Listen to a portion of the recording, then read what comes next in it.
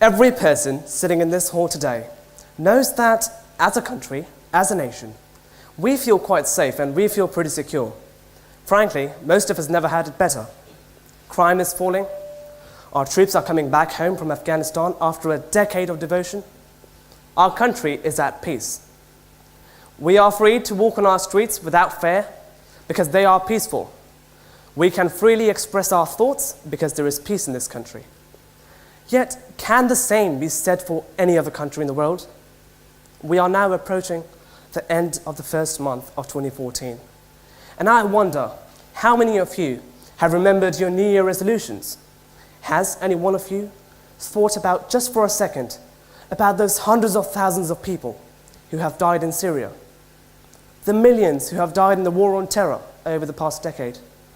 And the families which were devastated, loved ones devastated, and the silent drip, drip, drip of tears leaking from the eyes of those mothers who saw their sons and daughters die right in front of their eyes. We could have prevented that. Now, as a country, we have to make a decision, and we have to make that decision now. We can either shut the door and let the bloodshed continue, or we can stand together, united, and make a difference all across the world. Now, how do we do that? I'm sure I see quite a lot of teenagers around here.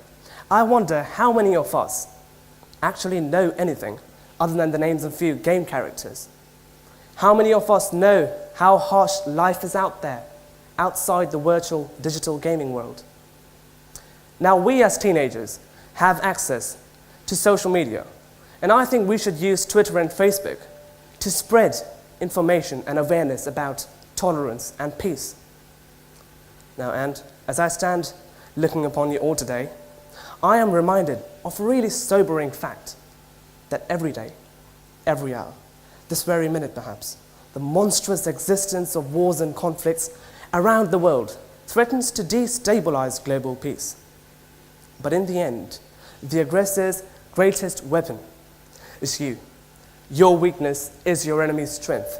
So unless you stand shoulder to shoulder, united against intimidation, defiant in your courage, there is really little hope for the future. I hope that we will preserve for ourselves and for our children this peace as the last best hope of man on earth, or we'll sentence ourselves to take the last step into 1,000 years of darkness. We have no alternative, so let's make some peace in the world.